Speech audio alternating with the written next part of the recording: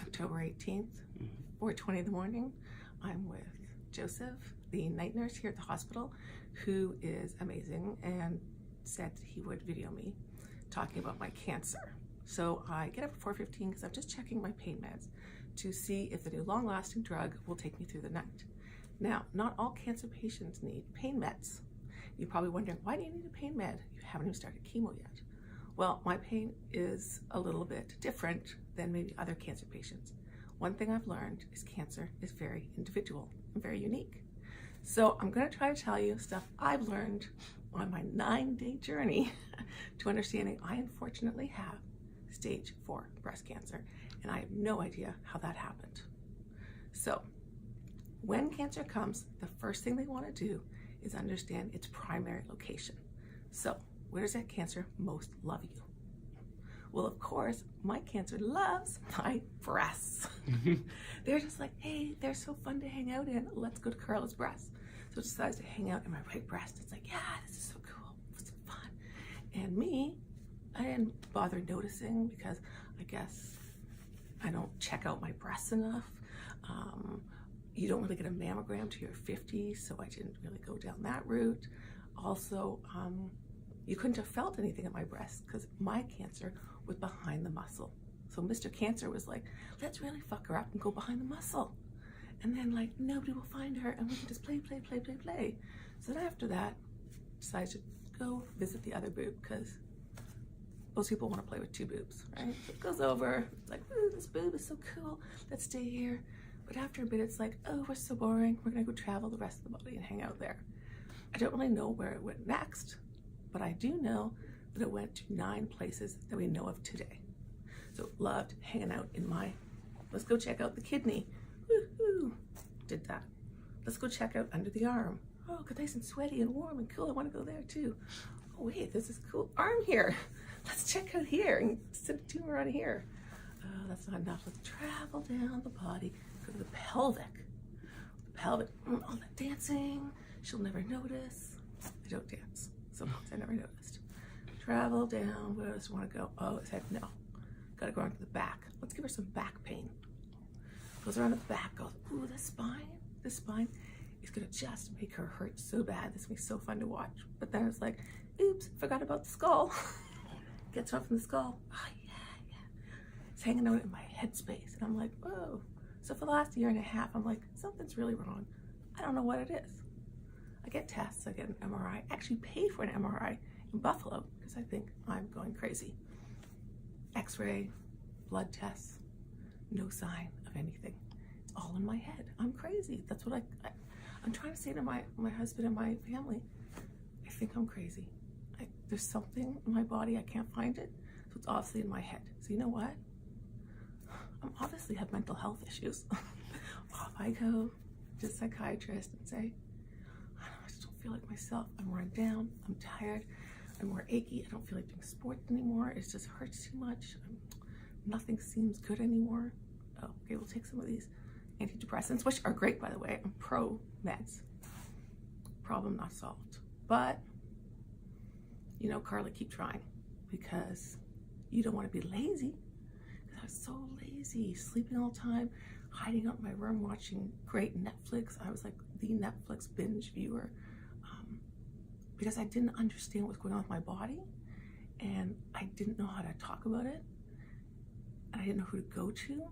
And so I just slowly gave up on it and crawled into a hole and just started to hibernate and watch a lot of TV and do as much as I could and assume that I was going through menopause, assume I was lazy, assume that I just didn't know how to appreciate things in life. I wasn't grateful enough. So of course I kept on my volunteering, I kept giving back. I thought, give out karma, get karma back. But nothing I did seemed to really take this weight off me. So then in the summertime, summer came. We have a cottage on a big hill. By the end of the summer, I'm always good at running up it. This summer, I couldn't run up it all the time. And I was like, why can't I run up this stupid hill? My back started to give out, started to hurt. Oh God, my back. Everybody has back pain. I talked to everybody I see in the cottage that summer, my parents. oh yeah, you gotta exercise, you gotta go for a swim, you gotta relax it, go to the chiropractor, go to the massage. I'm doing everything because my back is starting to shut down. But I don't want to be a complainer. And like, who am I to say what my pain's like? Everybody seems to be living with pain on this everywhere I go. And if my mouth's getting dry now, it's because your mouth gets really dry after a pain shot, right, Joseph? Mm-hmm. So it's harder for me to speak. It's not because I'm stupid or dozy, or it's because you get a lot of... Yeah, happens. Yeah, taste in your mouth. So anyways, came back to Toronto, because I had to fly back from Winnipeg to Toronto. Really bad, got worse. Had an appointment with a pain doctor after getting x-rays proved nothing. Collapsed, couldn't get up. Couldn't get up to go to the bathroom. Had to go to the bathroom on the floor in my master bedroom with my family around. And I knew that was not a good scene. Called the ambulance. The ambulance came, took me down. I couldn't even move. I was in so much pain that if you touched me, I would cry, but I couldn't even cry because it hurt too much to cry. So I had to just sit there and try to breathe. Even breathing hurt to just get to the hospital, which would be I would be like, once I got there, the pain would be gone. I get there, I go to admission. I'm just a back pain person, so I'm put into a corner. And I'm not giving any meds or anything to look at for almost 3 hours. I'm dying. I literally want to die. I can't communicate because I'm in so much pain. Finally, the nurses are my savior in this story, because if it wasn't for the nurses in emergency, I don't know what would happen to me that night, because they took me under their wing. One of the head nurses, who was credible, held my hand, talked to me, told me it was going to be okay. I was so scared because I didn't know what was going on. I was left alone for the night in emergency in a room. The nurse that came in at that particular time did not really give a shit about me. She was busy. So they would just tell me to calm down and just meditate the pain. Just to put it in perspective, when I came into the hospital and I saw the pain I was living with, I got like a lot of pain meds. Mm-hmm. They were pumping me full, and they didn't even know how I could stand. And I've been living with that pain off and on to that intensity a week, and up to that 3 months. And they had to pump me so much of pain pills just to even get me to open my legs, because my whole body was tightened. And so the nurse was like, said to the doctor, this isn't normal. Like, it's not normal for her. It's not normal for anyone being in such pain. So then the doctor agrees to admit me for the night. Now I'm part of the hospital's problem. I'm no longer emergency problem. Hospital comes down, they're like, man, we don't have any beds for you. Like, it's so packed, we have 10 people waiting. You're not a priority case, you're a back case. But because you refuse to leave, I refused to leave because I said I can't leave. I can't move this bed. I didn't want to physically even move like an inch. They said, we will let you stay, and tomorrow we will get a CT scan of you just to have you show you have to go to a pain expert. Of course, next day they get the CT scan. I see the nurses, the doctors running in circles while they're waiting to come tell me the news. And they came in and they said, well, you have something on your spine. To us, we're not sure what it is. It looks like a tumor, but you must be in incredible pain, and we're gonna get pain meds to you right away. And once I heard that, I just thought, oh my God, thank you. And once again, when they moved me upstairs, I had these amazing doctors, I had these amazing caring people, but I got back to the hands of loving nurses who took me in. So when I got into this ward here, I was in pain, I was scared. I was scared they weren't gonna give me more pain meds, but the nurses loved me and took care of me and settled me down and just gave human touch as well as kindness, and gave me the drugs, because it was really important. And I slowly, within 24 hours, I was comfortable even chit-chatting. It was finally, but the hard step would become next, all the tests. Because of what was happening to me, I got VIP with everything. I was VIP. I got every test within, 10 hours.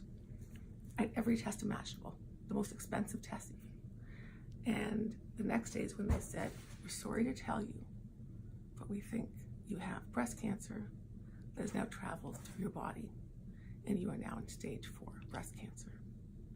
For me, I didn't even know how to respond. I was like, that can't be right. That's not right. There's no way I would know. My family would know. You don't just tell me that I've been living with cancer eating in my body for close to 2 years. And they said, but didn't you feel something? And I was like, I did, but it wasn't loud enough, what it told me.